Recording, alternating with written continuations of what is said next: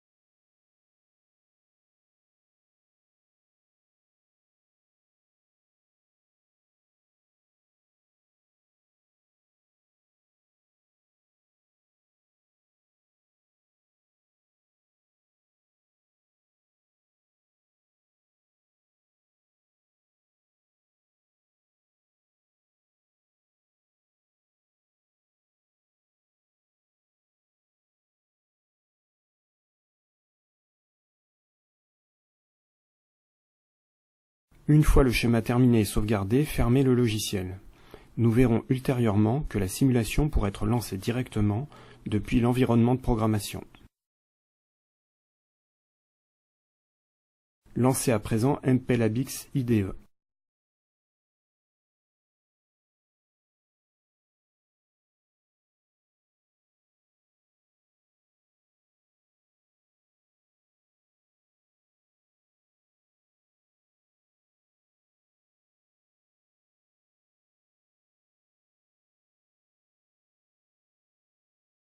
Commencez par vérifier que les plugins Proteus VSM Viewer et MCC, pour MPLAB Code Configurator, sont bien installés.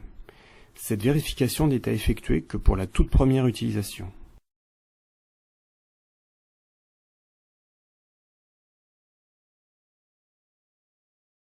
Créez un nouveau projet dans lequel il faudra définir le modèle du microcontrôleur, l'outil de développement utilisé, en l'occurrence Proteus VSM Viewer, le compilateur XC8, le nom du projet et le dossier de sauvegarde.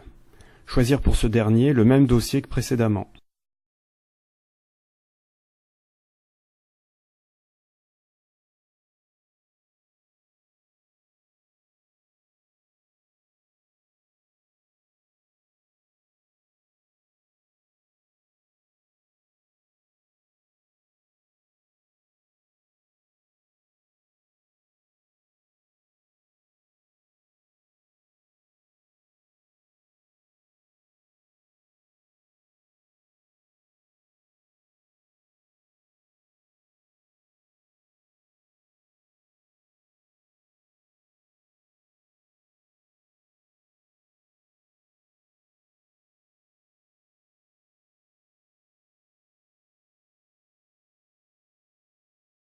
Une fois le projet créé, sélectionnez ses propriétés pour préciser que, concernant le compilateur XC8, c'est le C-standard C90 qui sera utilisé. Ceci est indispensable pour que MCC puisse fonctionner avec cette version du compilateur.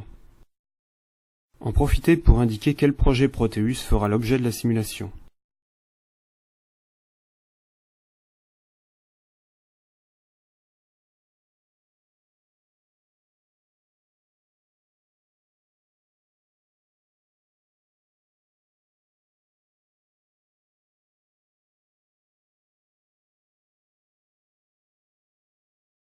À présent, nous pouvons aller vérifier dans le tableau de bord du projet le modèle du microcontrôleur, la version du compilateur et l'outil de mise au point utilisé. Créez à présent le fichier main.c du projet. Par défaut, celui-ci contient le strict minimum.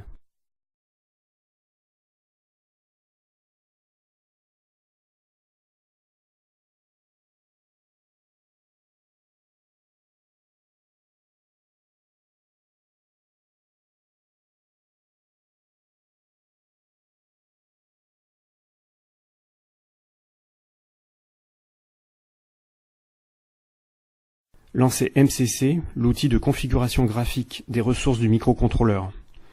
Celui-ci propose par défaut un fichier de sauvegarde de la configuration qu'il faut accepter.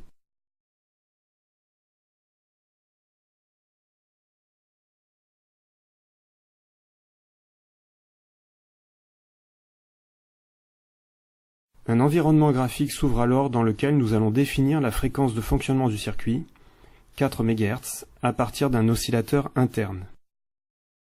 Le type de boîtier utilisé, DIP40 broches. Les broches de sortie et leur nom pour la commande des LED D2 et D3, ainsi que leur niveau d'activation au lancement du programme.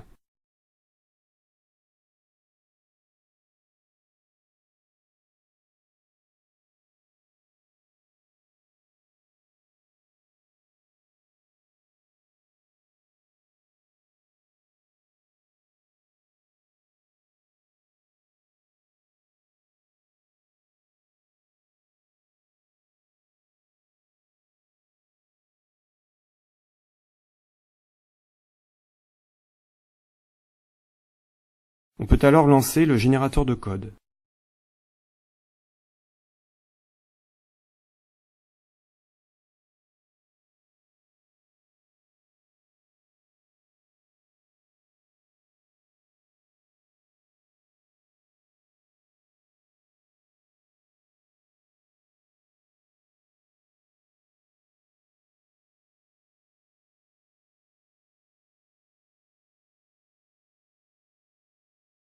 Le fichier main.c n'a pas été modifié, mais des fichiers d'entête, fichiers .h, ont été créés avec des fonctions qui vont permettre de lancer l'initialisation du circuit, mais également de définir des fonctions de base pour les sorties qui viennent d'être configurées.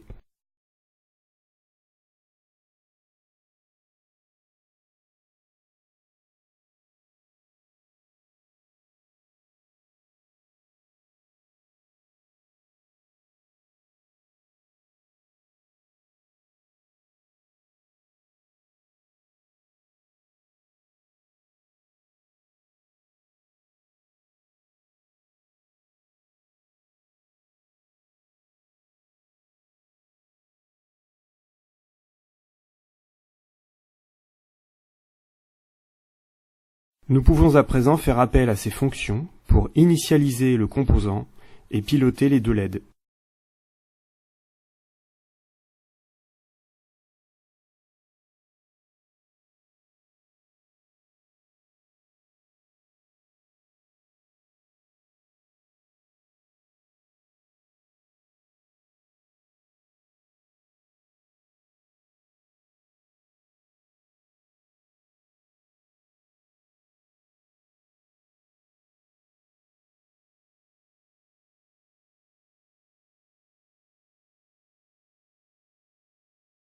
Dans cet exemple, elles clignoteront dans une boucle infinie, en opposition de phase, avec une période d'1 seconde.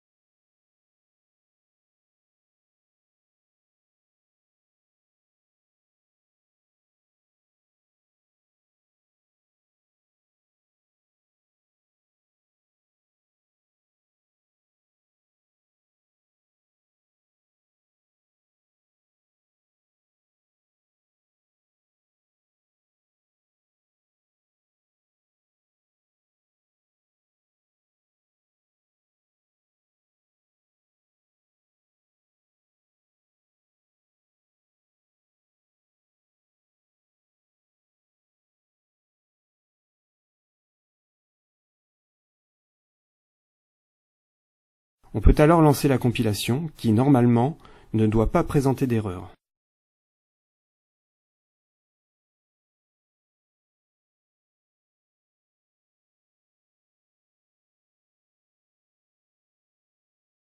Puis lancer le débugger qui automatiquement va ouvrir le projet Proteus créé précédemment.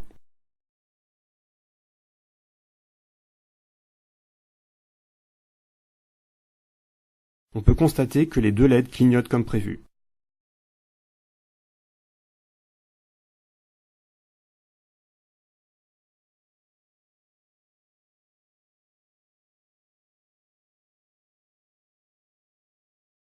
Une autre méthode pour exécuter la simulation consiste à lancer Proteus et à ouvrir le schéma, puis dans les propriétés du microcontrôleur, à pointer le fichier .hex créé lors de la compilation.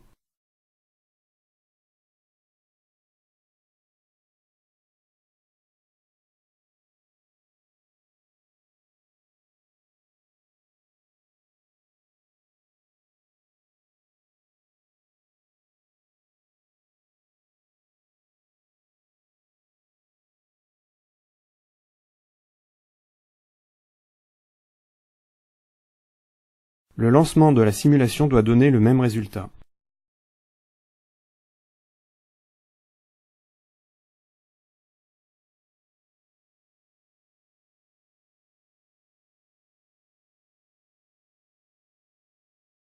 À présent, nous allons programmer un vrai microcontrôleur disposé sur la carte Curiosity HPC que l'on aura au préalable connecté à l'un des ports USB de l'ordinateur. Il faut retourner dans les propriétés du projet pour sélectionner cette carte dans les outils matériels.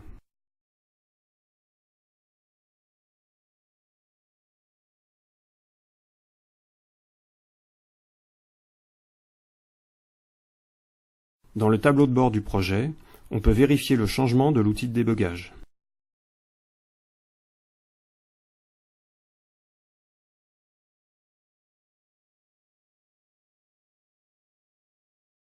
À présent, on lance la programmation du circuit. À noter, les broches correspondant au port USB et à l'alimentation correspondante ont été levées sur le circuit intégré pour éviter tout conflit destructif avec un clipboard qui pourrait éventuellement être plugué sur la carte. La carte Curiosity réagit à l'identique de la simulation.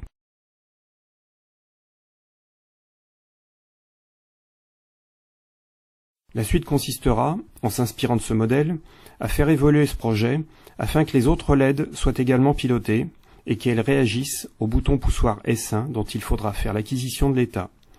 La commande du Master Clear pourra également être vérifiée, en simulation mais aussi sur l'outil de développement.